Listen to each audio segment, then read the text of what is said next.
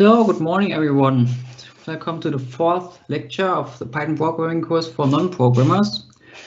Today we talk about functions, modules, and a little bit about file operations. But first of all, we start with functions. And functions are, so far we wrote code in our terminal on Jupyter Notebook, and we just executed what we typed. But functions are separated code blocks where we can define functions and use this code block whenever we want. So you can define a function and say what's going to happen inside a function, and then you can run the function if you call the name of it. So functions offer the ability for you to use code multiple times simply by calling its name. But if you don't call the name of the function in your program code, nothing happens so far. We will see this right now or next time. Let's see. Okay. Function starts with a keyword called def. It's typed this way. And then you have to write down a function name. So this can whatever you want. You can call it f, you can call it name, you can call it whatever you want. But you can also use parameters or arguments for your function, which are can be used from outside to which you can put from the outside, so that can be used inside your function. But you don't have to use parameters. So we will see afterwards what parameters are in detail. But you can also have a return statement, which means that the return statements gives you something to your code back. We will see this as well afterwards. And yeah, so the body needs to be indented. This means the same as for if statements, for while loops, for for loops, so that Python knows this code box belongs to the function. And your functions create a local namespace so we can make some examples where you can show this. This means that variables you are defining inside your function stay inside your function unless you return them with the return statement. So what we have here, I think can make it a little bit so a bit bigger. We have our keyword def, and we call it f. And in this way, we don't have any arguments for a function. So we are pretty limited from what we want to do. So we can say simply print hello. And from this place, we don't have any return statement at this point. So you don't have to have a return statement, but you can if you want to. Can make sense, but not every time. So and at this point, we define our function. So nothing happens here. If we run this out, nothing will happen because we just defined a function. But if we call this function afterwards and say f, then we will print hello. So at this point, we have a function f, and we defined what should happen. And after we call the function, we print out hello. So other functions we can have with parameters, for example, if we have, say, sum up. So just to simply sum up two variables, say x and epsilon, and we want to return the sum of them. So we return x. And if we run this code, nothing happens because we didn't call the function. So at this part, you have to define your function, what should happen if your function is called, but you then have afterwards to call your function with the name. So you have sum up, and then you need to know which parameters you want to give in your function. So we can say 5 and 6, for example, so that we now have the output 11. This means that we give in to the function 5 for x this way and 6 for y, and what we returned is x plus y. This is 11. So we do now have return statement. What you can do also as well is if you have a return statement, you can assign a new variable to this function because this function has a return type. This means if we have, let's say, this the sum of 5 and 6. Because of the return statement, the t variable becomes this type. So this means if we then afterwards print t, we become 11 for t at this point. So we can simply, this is cool for functions because you can now simply write other variables inside as power parameters, and you become a new variables. This means if you have 10 or t is 15. So you don't have to write every time this x plus y. So this example is pretty easy, but if you have much complex code inside your function, this can be pretty helpful. So what we do have now is this, the local namespace, what I want to show you. This means if we have a variable defined outside our function in our code, we can say x equals 10, for example.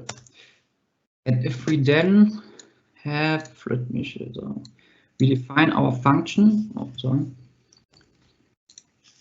Let's it here. So if we have a function, say x equals y, for example. So let's don't sum it up. It's right other way around. So at this point, we do not return anything, or we can return anything if we want to. Let's return anything. Let's return x. And we then assign simply y to x and return x, which does not make any sense for this function, but it shows what local namespaces do. I hope so. So at this point, the function is defined. So, and this is a local namespace for the function. This means this function stays the same. So if we don't return this one, nothing happens for the variable. So we have x equals 10. And if we then say 5, 4, for example, what we do now is simply we assign, so it doesn't make any sense to have this x. Let's call it 4. Oh no, this doesn't matter. So at this point, if we then want to print our x, we become 10 as well, because there we assign x to y at this point, which means there inside this function, but the outer x is not overwritten because we have a local namespace here. So if we run this code, we become 10 as well. So we don't become 4, for example, because this x inside this function is another x than this x outside the function. I'm not sure if this is clear, so because I don't know if I explained it very well, but do you have questions about this? This can be important for later using functions, especially for a project where you don't know what happens with your variables. But if not, you just ask questions into chat, because next time we have another example what functions are. So here we have another function. This function has 3 parameters, a, b, and c, and it's called foo. So with def we have the keyword to declare the function, so that Python knows, okay, now comes the function. Then the name of the function we have to call every time we want to call it, and then we have our parameters a, b, and c. And in this function we return simply a plus 2 times b plus 3 times c. But we don't have to do this simply only with the return statement. We can make another variable, let's say d, and d equals a plus 2 times b plus 3 times c, for example, and we can then return d. This is exactly the same at this point. So this doesn't matter if we make a new variable and then return the variable, or we return just this one. And one question: how do I get the function x? Which function do you mean? This is the variable, this x, this is now function. Y10 is point of. Okay. Good question. We have defined our function x, our function here, function called g. And these two parameters are not simply variables. This only stands for two parameters, which can be anything. And inside this function, we create a new local name, it's called so-called namespace. Which means that every variable which is assigned inside this function stays inside this function. This means if we assign, I don't know, w to 4, z to 10, we will never know that this would happen outside the function, because these variables stay inside the function, and so does the x. Because we have a local namespace and everything inside this namespace stays inside this namespace, unless we so we can return this x, but this x is not the same x than our global x at this point, because yeah, we have an outer namespace here, which is x equals 10, and then we have the inner namespace inside this function, which does not override the x, from the outer namespace. And for this reason, we can ignore that, as we do not override our x here, because this x is another x at this point. When we using can you explain again when we should use? Oh, return statements are pretty useful if you, for example, at this point, the return statement gives you something back. So you can put your parameters inside a function, and then you become your result back. So even for more complex functions, this can be more and more effective. So in this example, it's not that much complex, but this can be more and more complex, and then you don't want to write every time you want a, let's say, we have our function foo defined here, and we do always sum this point up, and we don't want to make always say, okay, 10 plus 2 times 5 plus 3 times 4, and so on. So we don't want to ever type this code again and again. So at this point, we can simply type foo, or because we declared this function once, and say once what should happen, and say 10, 5, 4. So we don't need this point, and we could simply, and because of this return statement, we gave this variable back, so we can assign this to x. So I don't know what we become out of this. 32. So we have 10 plus 10 plus 12, which is 32. And if we don't have this return statement, if we skip this out, x is none.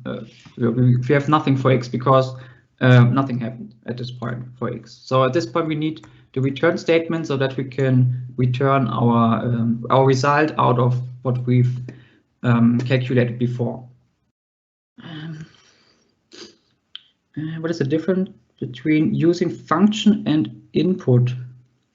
You mean the input function? So the difference between, I don't know, x input, whatever. Yeah, the input function is simply another function based in Python. So the function input does only give you a string you've typed into the command line.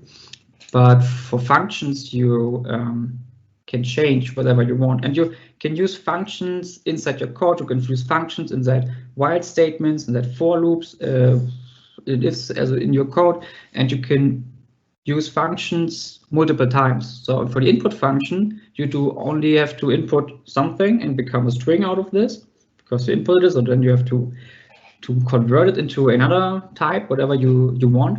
But for the functions, for other functions, you can calculate even much complexer things. And after your input function from the exercise sheets before, you do just type your code. So you had to input something, and then I don't know, you had to input two numbers and had to sum them up for example.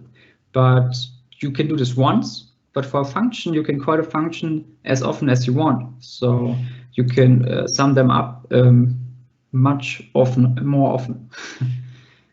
Okay, I don't know if this is clear what I meant, but I think we can go on. So as well, if you have questions about this, is okay. Okay, as I said, the statement returned by the function comes after the return statement, and this return statement is the keyword, so that you want to return something like this one. And we have, so we can simply, this does exactly the same thing if we don't have our D, instead we have this, and then we can call our function with multiple parameters. So we can then say 4, 3, 2. Let's assign this to another variable and print it out, and we have 16. But if we can simply now change every parameter and happens something else. So we don't have to type this code every time we want to make this calculation. And this is the advantage of functions. Main advantage that you can reuse your code and put in different parameters, for example. So the parameters is something you give into your function from the outside. So this is the outside. We give this inside the function, and this is inside your function. So then your A is 14, your B is 23, and your C is 12. So, and this can change every time you type another values from the outside to inside in it. Okay, so what you can also do is you can define default parameters. This means, for example, you don't always want to type everything as a parameter from the outside. So you don't need to do this sometimes. So sometimes the default parameter is 0 because then something does not happen, for example. So in this example, we can say at least we define our function again. And when we define this function, we can say, okay, this parameter C, for example, should be 8 every time we don't declare what C is. And this means for now, if we don't call our function, we can just ignore the C. So because if we write down 3 and 5, we assign 3 to 8, 5 to B, but C is 8 per default. This means we don't have to declare a value for 8. So in this example, we become 37 because we have 3 for A, 5 for B, which is 13, and then we become 24 because C is 8 every time we don't declare it. But you can declare it as well. So if you want to have C to become another value, you can say 10, for example, and then you override this 8. So this only for default parameters, this only happens when you don't make any statement for your parameter. So, and for this reason, you cannot simply write your function this way and say A equals 3. You have to do, if you want to do this, you have to put the default parameters at the end of the function, because if you do this not this way, your function does not know where you put your parameters in. So if you have then 3, 5, you become an error because you cannot make your default parameters at this point. So you have to make sure that that the first default value you use is at the right end of your list from parameters which are no default values. This means you can simply say 8 for this one and 5 for this one. This is okay as well. So to make all of them per default. What happens then if you use this one? You don't even have to write any parameter inside it, because these are all of them are defined. But you can leave this one out. So you have at the right end, these two, and the program does exactly know which ones are default values. So then you have to define your A every time. So if you don't define now something, you have no A, missing argument A. So you then have to say, okay, 10, for example. And this is pretty okay because your A is 10, then you have to assign it, but the other ones are per default some values at this point. There are much examples which this can be helpful. If you have, for example, if you have an if statement and you want to only go into this if statements if your parameter is true. So per default, this parameter is, for example, false. So if you don't want to go into an if statement, you just ignore it. But if you definitely want to go into the statement, you type your parameter as true, for example. Just the first needs to be variable. Just the first needs. No, not exactly. The first variable here. This one is variable, but the first time you declare a variable as default, every variable right of it needs to be per default. So if you have more, E, for example, you need to have, so you can start with your B, for example, but after your B, every variable needs to have at least a default parameter. Which is not function is that you leave this one out because it's on the right side, and then you become the syntax failure. So if you say okay, E is 5, this is okay again, and you can just leave this ones out. This is okay as well, but you then have to declare them here. So what I want to show you is that if you make a default parameter, every parameter on the right hand side needs to have a default value, and every parameter left of it can be a variable without a default parameter. Okay, then we have this. So we have just another thing. You can say if it's too fast because it's complex information, I think. You can use keyword parameters as well. So what we did here, we defined parameters at the definition levels for the function. But we can also, if we don't know where exactly a argument is, we can just say, okay, our b equals 5, for example, and we can then change the order of them if we know how the variables are called. So at this point, you don't have to strictly say A, B, C at this point. You can just say, okay, B assigned to 5, A assigned to 3, and C assigned to 10. If we then print this out. So let's leave this ones out. I think it makes it too complex.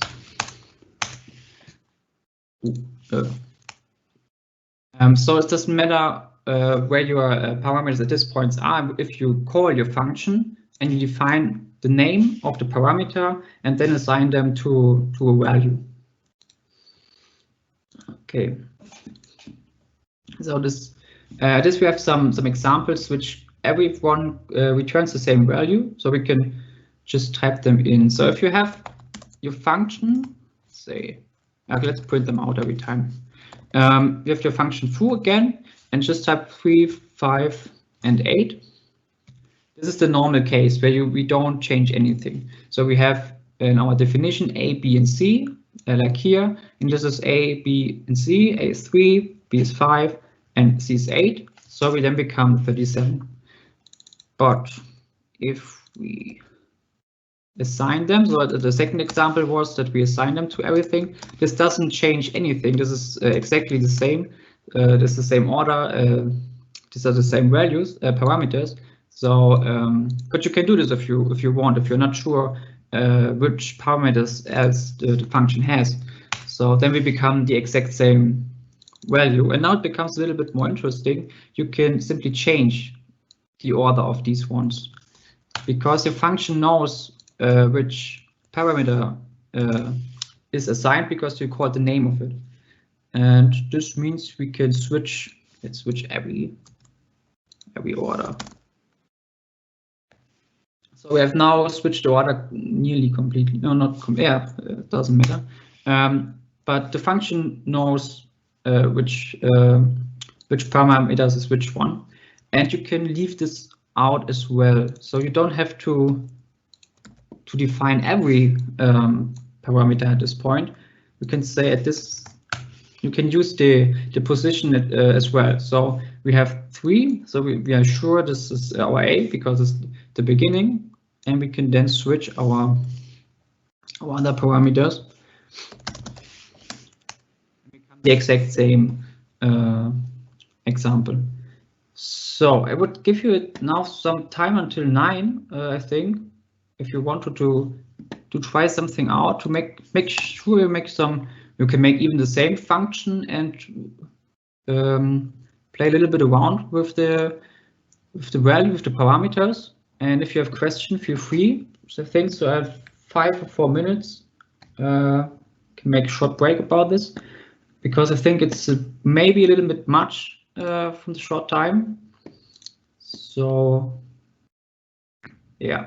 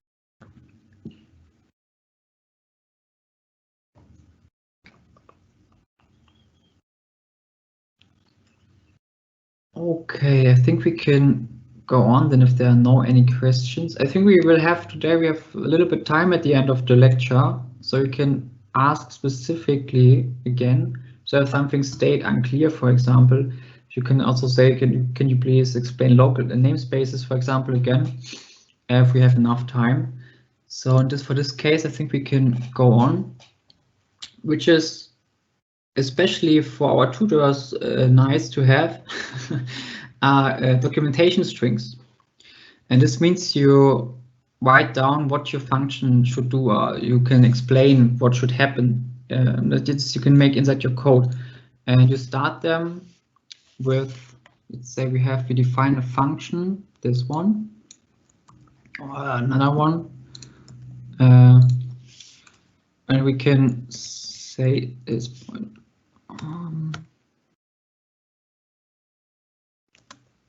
So this is what you call a comment, for example, or documentation. So you can make normal comments with the hashtag. So comment. So this is something you can comment your code and declare what happens, what you mean with your code. This is especially useful if you work with more than one programmer at a same code, so that the other one knows what you mean with the code, because this is not always clear, especially for more complex projects.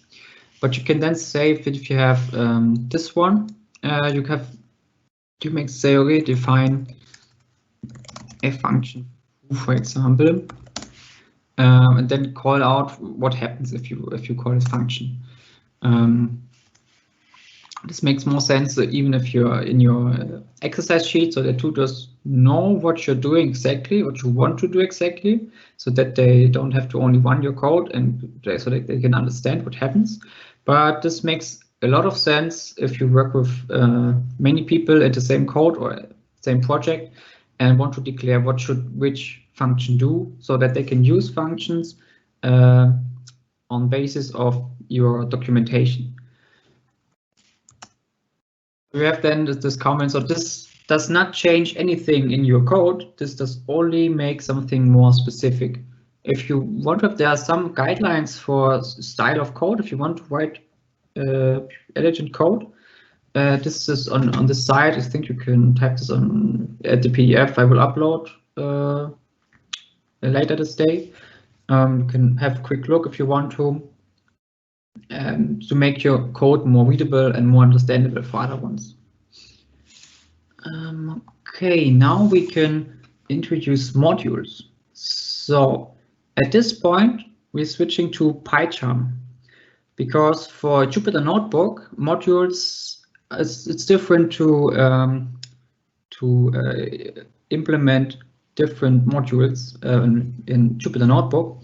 But for PyCharm, this is exactly what we want to do, to make a project, to have a package, and to declare modules inside this package, and to use code from modules and so on. So now we can switch to, so we have our PyCharm our development environment. I'm not sure if every one of you is familiar with PyCharm. So, and I think you cannot read this point, but I didn't know how to make this bigger, but this doesn't matter. We have here, we can declare our package to make our project at the end more structured. This means you can make a Python package and you have to call it a name. So at this point we call it lecture 4, because this is the 4th lecture. And we then have from PyCharm this make an init.py at this point, is to show that this one is a package, and we then can declare inside this package new Python files. So if you try this out, you may see the exact same thing, or you did this as well for the exercise sheets. And the first, you can say calls mod1, so for module 1, for example, and we can just make another one, which we call mod2, module 2. So for this example, we have 2 modules, so 2 different Python files. You can call them, you name them however you want. So we do now write into Python files, so .py. And to import another module inside your current Python file, you need to use the import function, which we see now. So the import function can make different things. So it can import simply one module if you write down. So we have mod 1, or let's say we have mod 2 here, and we want to import mod 1, sorry.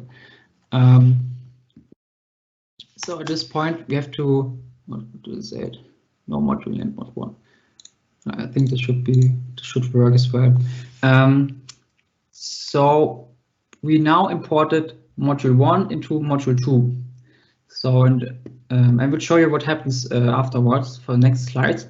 But you can also say you want to simply import specific things out of your module. So if you have in module 1 a function, so we define our function 1 so our parameters, and just print out we are module 1 and this is function 1. So to show where this function comes from. Okay, and then you can simply import from module.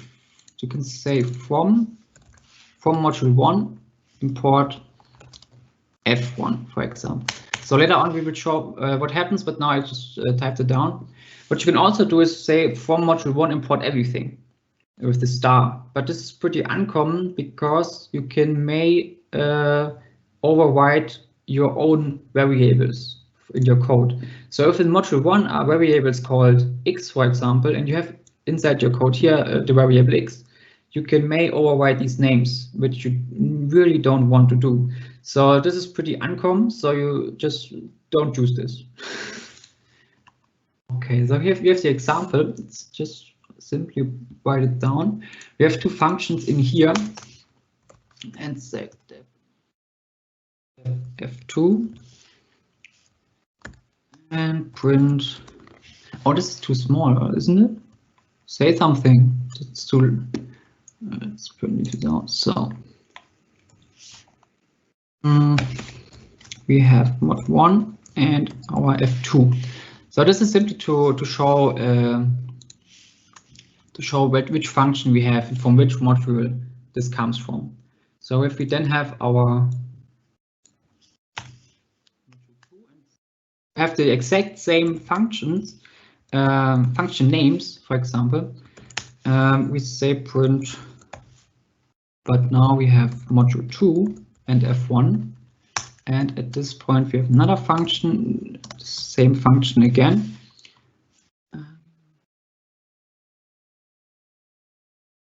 Print mod 2 f2. So, and at this point we have from here, and if we try this out for our module 1, we can just please explain the importing modules. Yeah, explain the importing modules right now.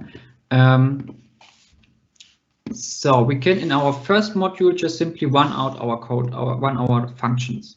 So we can say yeah, on. And if we want to run, we can run this code, and there's only printed module 1 f1. This is this function. But if we have our module 2 and we import our module 1, I'm not sure because why this error happens. This happens for my PyCharm the whole time. So this module is not there, but mostly this functions this works. So we can at this point run out f1, and for f1 this is now this function here because we don't make any reference. If we want to use our functions from module 1, we have to write down module 1 dot f1 at this point. And if we then write it down, I hope we don't become any error. Yeah, won't.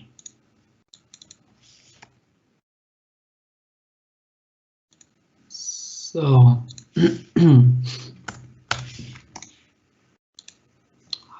this was not supposed to do. So if we run our module here, we become, and you cannot see something. For the reason because so at this point we simply run out both times the same function, f1 from module 1 and from module 2 because we didn't make any reference from it. This means we firstly printed out module 2 from F1, which is this one. And because of this reference, because we imported our module 1 at the beginning of the code, we can use this reference and say mod1 dot F1, and then we can use the function from our other module, from this module, which is this one, this F1. And we can do this as this example. Yeah, we wrote down the other functions as well. And we then had mod1 dot F2. And we run our code. So this is the output from the slide here. We have both functions we defined at this point, and afterwards, because we imported our module 1, we can use both functions from our module 1, F1 and F2, because there's no difference in the names from them. Both of them are F1, but it is clear which one of the functions we use because we made this reference from mod 1, for example. Okay, so if you have questions, feel free to ask. It's maybe a little bit more complex, but I will go on slightly. You can simply ask while I'm going on. So you can, as I mentioned before, from your module you can implement or import specific functions. This means we can say from our module 1, we want to import just F1 because we don't need F2, for example. So if we leave this out, and we then have only this F1. But you can also name it otherwise. So you can say S with this S function, say F. This means you import from module 1 your function F1, and you name it as you want. So at this point we set F, and we then call our F, and we run this one. We become our function for module 1. For mod 1 in module syntax. From mod 1, you don't have to import mod 1. So this from statement you just use if you want to import specific functions or namespaces, but you do have to import your module. Not to write from, so you have to write import at this point. If I understand what you mean. Invalid syntax in. Okay, so this is this. Yeah. Okay, so we have from as we import from our module 1. We import our function F1, so we cannot use simply our function F2, and we named it F because we have F1 just here. So, but we can also, if you don't want to rename this, for example, you can make another function, say F1 mod 1, and you then don't have to, because now it's clear that these two functions are different ones, but you then have to call it this way. So no name from cannot import name F1 mod. Didn't I? What is wrong? F1 mod 1. Huh?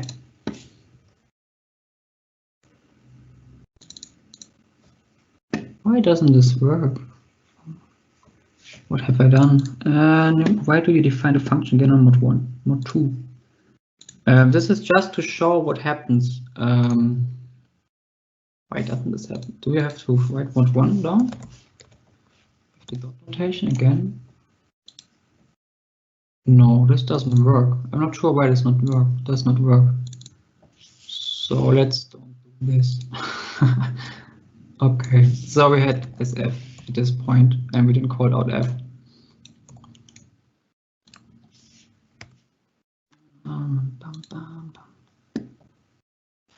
Yeah, now this works again. Okay, I'm sorry. Why do we define the function again on mod 2? And if don't I define the function again to show that you can have the same names from for your functions, so you can call it otherwise as well. But to show what happens. I think this makes it more difficult to understand. So if it makes more difficult, we can say F3 and F4 if you want to. Let's say F4. Make it a little bit more understandable so that you don't have the same names. You have then F1, and if we import our module 1, we have to use then the other names for our function, so F3 and F4. So you don't have to simply use the same names. You can make other names, and this would hopefully work. Oh, this was I think this was your mistake at the beginning with the form. And so you become the other functions at this point. You don't have to call them the same way, but I thought it could be a little bit more clear what happens if you make the same names at this point. If not, I'm sorry. Okay. Do you have any other questions about these modules? What happens? So modules are therefore to link. You can link your modules inside your project, but you can use as well Python has many different modules. Python has modules already declared, already installed. You can simply use. For example, you can import math. I think, yeah, math, which is a mathematical package. And you can then simply use math punct or print out to look what happens. Math punct, I think let's make the square root. So you make to use the square root out of 16, for example, and then you can in your code simply use code other ones wrote before and become 4.0 because this is square root. So you skip. There are different packages you can import into your Python. Some ones you have to install at first with your pip. So for example, later on in the project, I think so you have to import some Flask packages, and you have to pre-install them with pip to use them. But there are packages already installed in Python like this math package, which you can simply use to take the root, or there are many other functions, and there were pretty good documentations about it. Okay, I think this is so far about modules. So using packages is just to structure your code. This means you have modules, but the more bigger the bigger and bigger your project becomes, the more it's difficult to have a overview about your project. So there can be many different Python files, and you don't know what happens there. So if you use packages, you can structure your code in packages to make it look a little bit more tidied up and to organize your project at the end. And this is therefore you use packages at the end, at least. So packages are useful for bigger projects, if you want to call it that way. Okay, you need inside your packages. Oh, you don't see this, I think. I'm not sure. These are the init.py to make sure that you have this is a package, and inside this init.py we can open it, make it more. So there don't have to you don't need to write something inside this, but you can. And if you write something inside this to import some things, you don't need to import other things in your modules. You can then use this once inside your package, for example. But you can do this however you want, if you want to. Okay, let's. If you have questions, feel free to ask. Instead, we go on with file operations. And file operations are, as the name calls it, to operate with files. We can use Jupyter Notebook again. So, but for this one, we need to have a text data, for example, a text file, I think I don't have a text file that is inside this code. Where are we? Here. So we make a new text file. Let's file.txt. So, and if we want to write something in it, we want to have a file where something is inside. We say hello. I am text file. So this is the text file you want to read out of it. Or understand that you use PyCharm to show us, but it is possible to do this task on Jupyter Notebook as well. I think not. No, you cannot make some packages inside your Jupyter Notebook. You can write your code inside Jupyter Notebook and as well use this in PyCharm, but you cannot structure your code from Jupyter Notebook inside packages, so far I know. And Jupyter Notebook is pretty useful for coding some code snippets, which you can run again and again, like this one. So if we can run this how often we want to.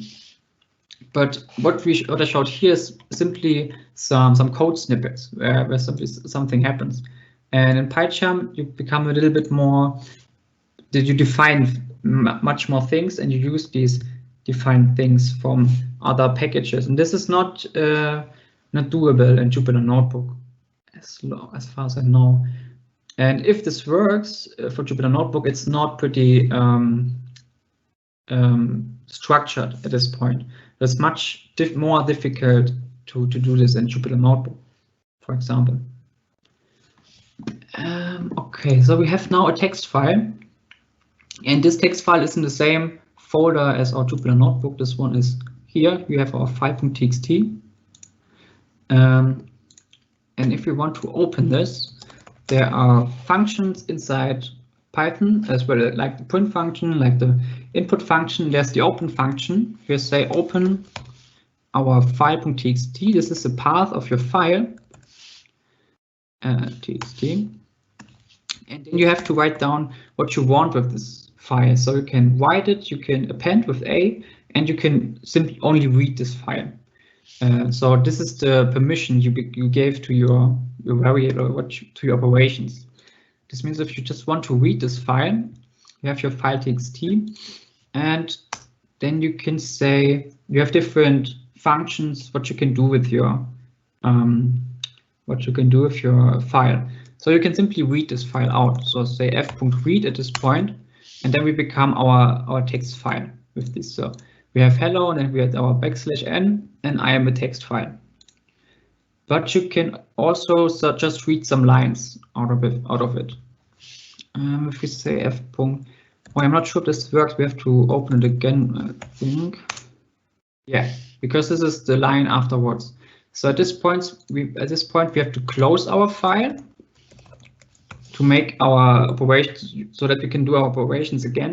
We have to close our file and reopen it and say f.readline. So at this point we do only read one line out of this file. So we become hello and \n. But after we read this line, our pointer is at the beginning of the next line. So if we then call again readline, the state of our file is saved. So if we again readline, we become the next line. So for this one, you can, for example, read a file line by line at this point. So you can do this inside a, or let's change our file and make some more lines. One more line, more lines. Done. And so let's just close this first.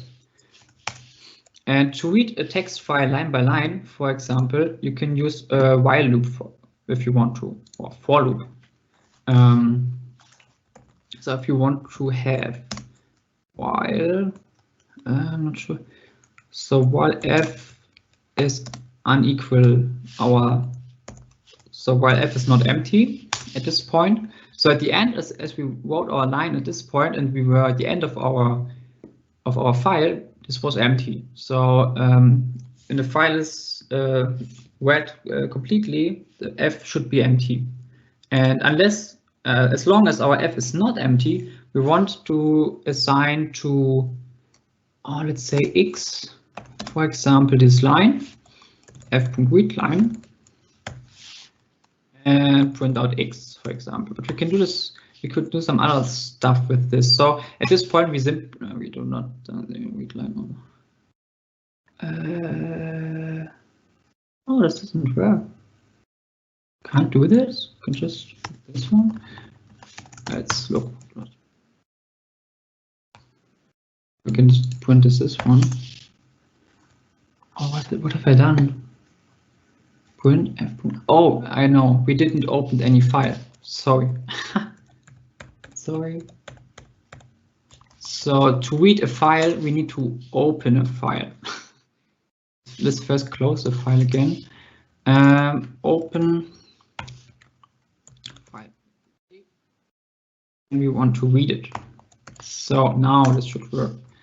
No, this won't work. Hey, it's not repeat open. Hey, what have I done? File.txt.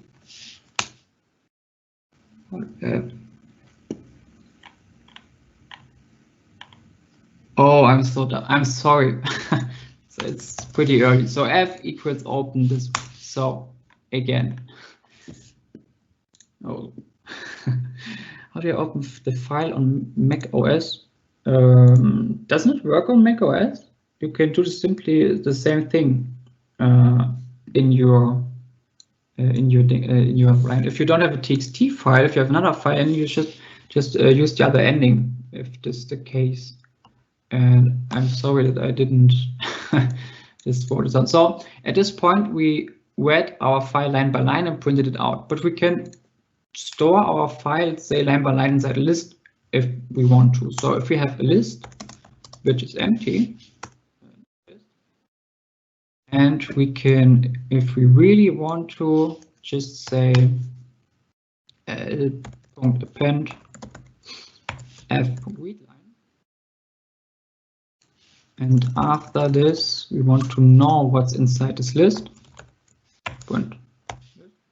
So at first we have to close again our file and then to reopen it. And hopefully this works. And this didn't work. One moment, I had to close this one. This happens sometimes. I'm not sure why. Restart.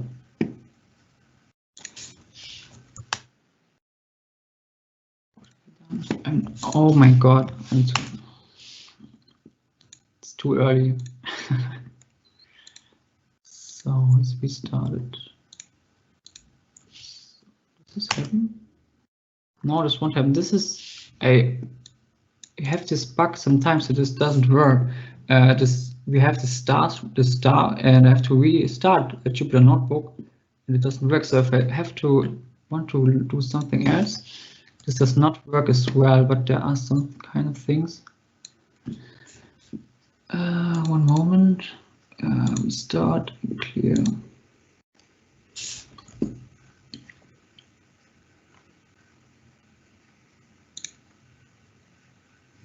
Now, well, okay. So now it should work. No, it doesn't. This unusual. This does not work again now for my version. But we can try this out inside our PyCharm. I think maybe it works inside this one. We have to, let's make a new packet, a new module. File operation. I'm not sure why this won't work inside the inside Jupyter Notebook. This is I saw this bug more often. I'm not sure why this happens, but this happens sometimes for me. And we want to make a new file. We have to use our file inside here. Say So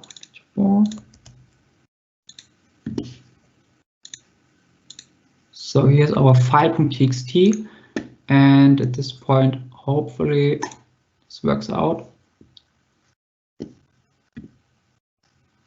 No, this doesn't work out. Just one failure, and I didn't know why. Okay. Okay, I will look it up afterwards. I'm not sure why this happens. This class has been access to this class has been a big. Please, can I deregister if I do not need it? For example, how do you access the second line without accessing the first one? Then you have to skip the first one. So I'm not sure if you have to skip the first one. So you don't make anything with the first. You have to simply skip this one. So let's leave this one out. I'm not sure why this one tab works. I will show this later on up. What happened there? We start. This happens if you're doing something live. Okay, but for if we do this again, so we have open our file. You can also write into your file something. So if you declare this with this W, you can write into your file. So you can then say f.write next line, for example, and you do overwrite your file with this one. So if you write this write things, you just completely overwrite your file. But if you don't want to do this, you can use the A for append. This stands for append. So this one you append to your file. So if we just opened our file, and you become your output 9 because you did append 9 characters. And if we open the file again, this is the wrong file. You did append. Where is it? Code lecture 4 5.txt. No, this is M4. Oh, I didn't know. I don't find it. Oh, as well, you have to close the file. So if you don't close your file at the end of your operations, you this file may stay open. So you have to to close this file. Okay. Okay, I have to look up for this file. Don't switch. But if you do have any questions about this, this doesn't work pretty well, as I saw. That's not so cool. But I'm unsure why this didn't work. I have to look it up at this point.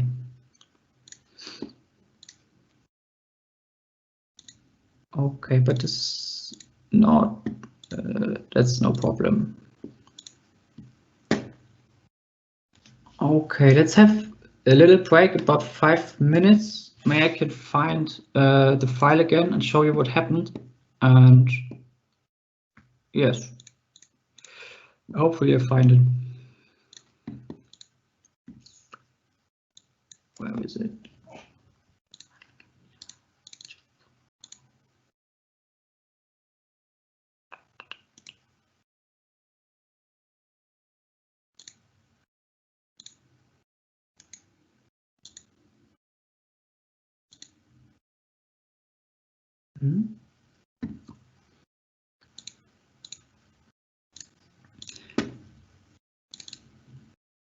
Okay, yeah, I didn't close the file. I saw, and we did this 2 times. So if you don't close your file, what you've done to your file did not isn't saved. So you have to close the file at the end. This is pretty important. So if we do this again, so we have to close this one and do this again, enforce say some new line, so that we become a new line, don't have to write everything in one line. And we open the file again, we should become now the next line like this one. But if we use the other one with the write statement, I think we overwrite the complete file instead of just appending at the end of your file. and this you often don't want to overwrite your complete file. But let's now try what worked out. How this worked out, and open our file again. It's the wrong file. And then we have only this one line because, do you see anything? So it's just this one line because we completely overwrite our file at this point. So if you don't want to overwrite a file, just use the append statement, and you then append at the end of your file your strings you want. Okay, this was it for file operations. It's not that much, but it can be helpful to use files to store some things, not only strings. You can make some like data for example, where you can have to structure your information and to store your information, and then you can use these files to access your information instead. Okay, do you have any other questions about file operations?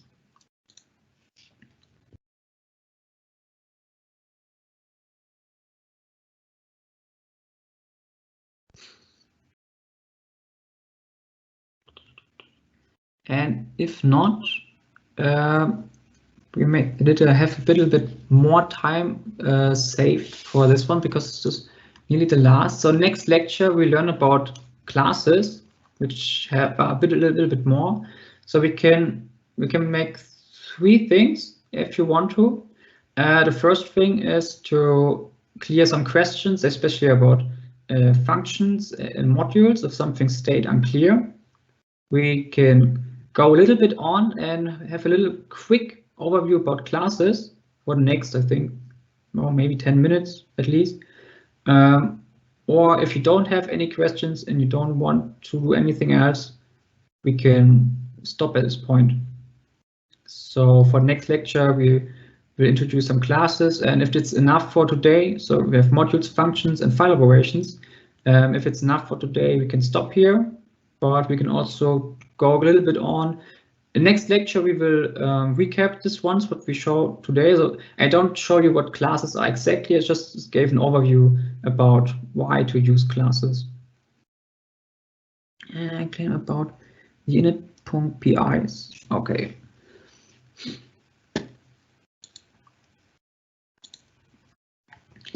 The init.py is used to declare your package as a package.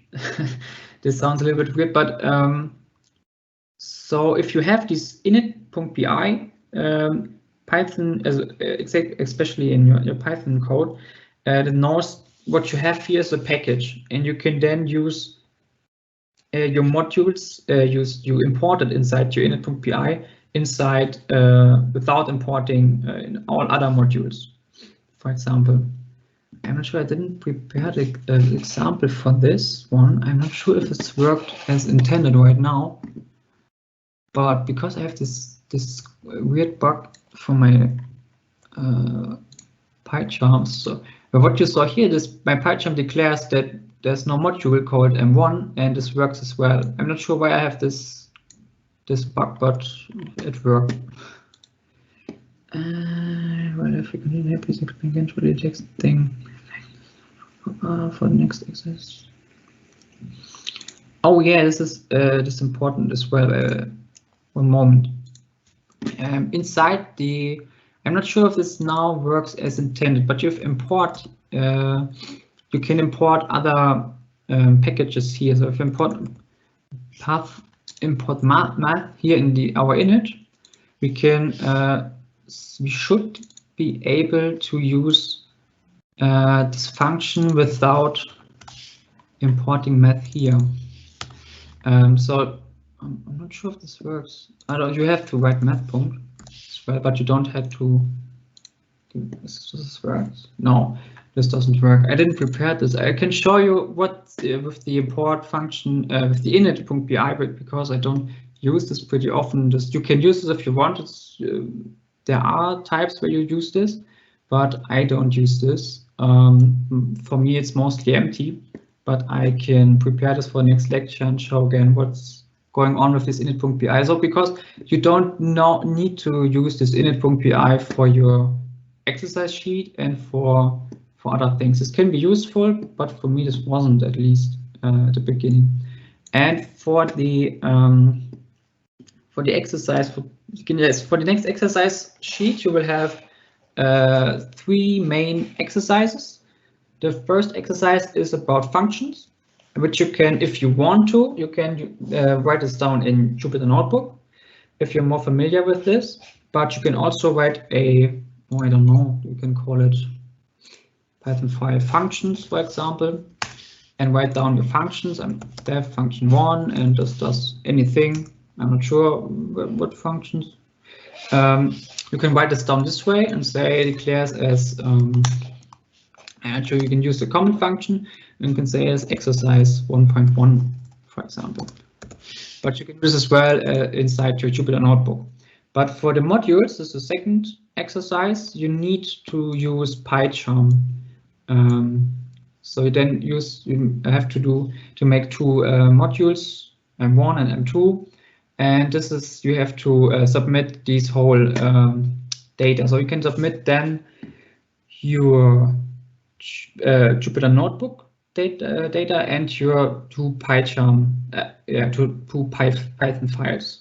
So you have to submit a little bit more, but you can use PyCharm as well for the function exercises and upload all your data instead. Do we use PyCharm on Jupyter? No. Will I have continued, and then please explain again shortly. The text thing on my Mac does not work properly. What failure do you become? So what doesn't work? What exactly? So explain the theme on file.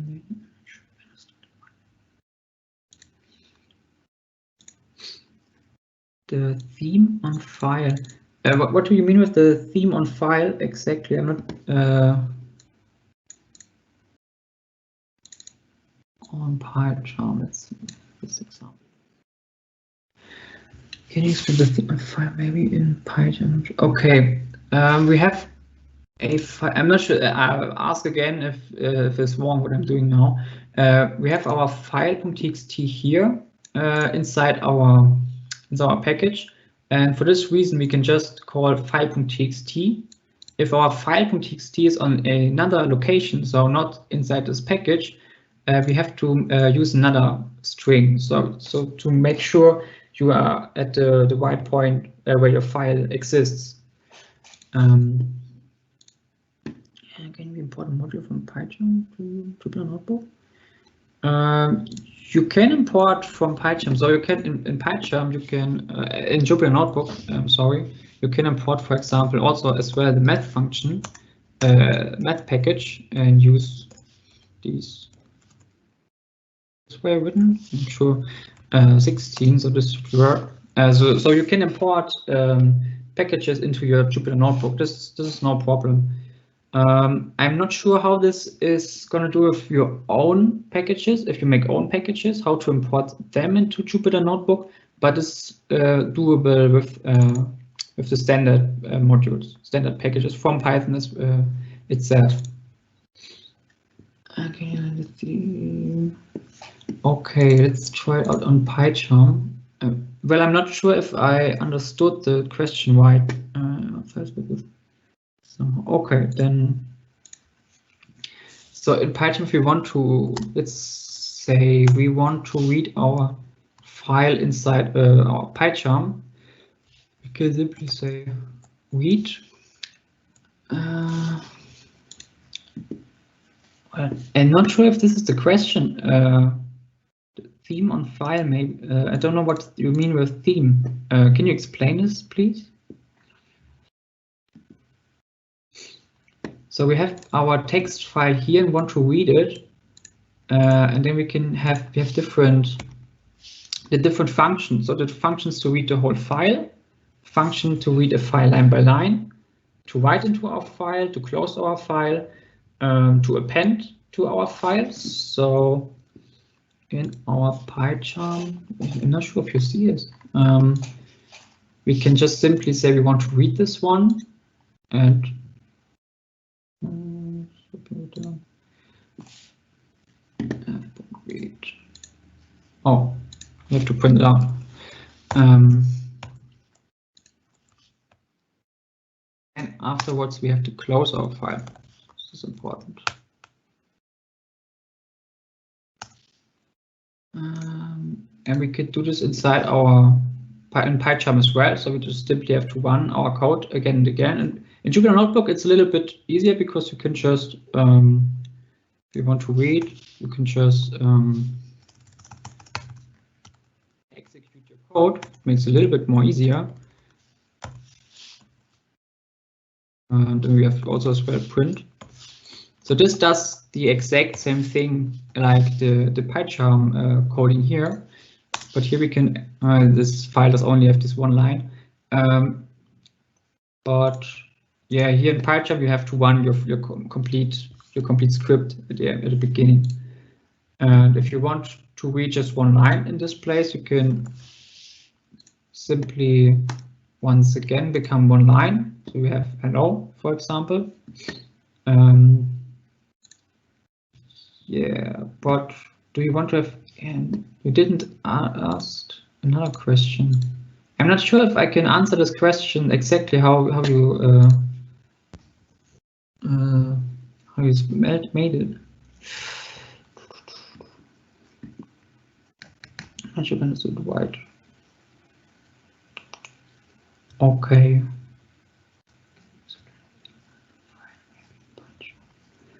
What you can also do for your file is to, I just go on. I'm not sure if this is what you requested, but I just go on. If you have not other questions, just ask. If not, I think I will explain this again in PyCharm, and then we can close the lecture for today.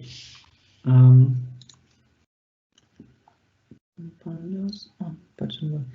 you know?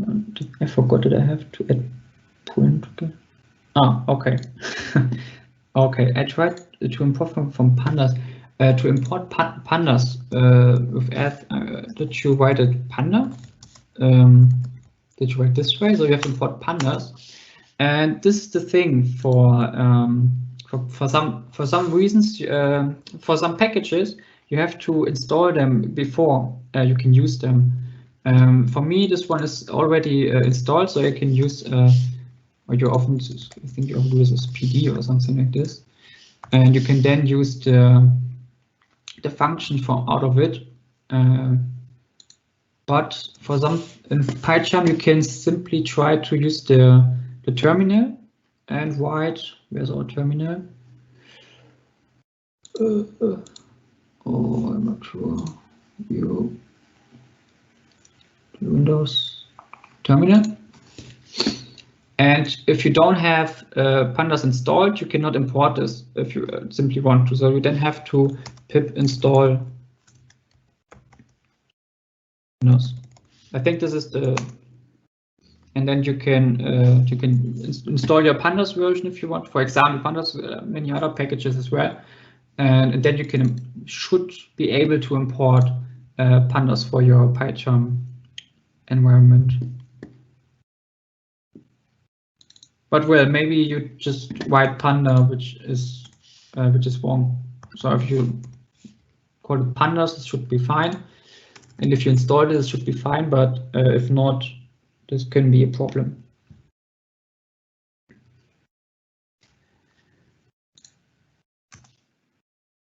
Okay, do you have any other questions so far?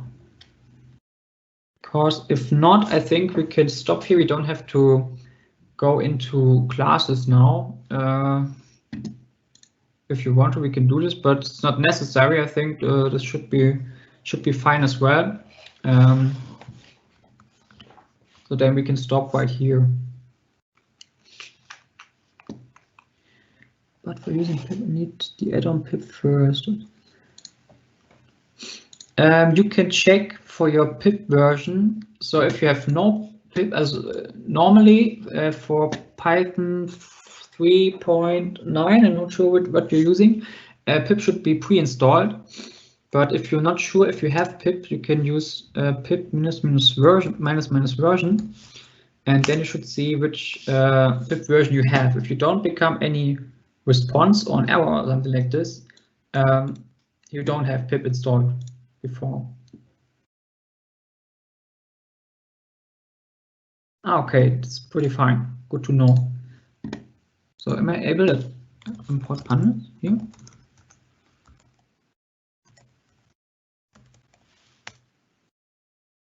Okay. So you can use packages on Jupyter Notebook as well, but if you make your own package, it would be much better to use PyCharm to have a structured view on your on your files and on your whole project.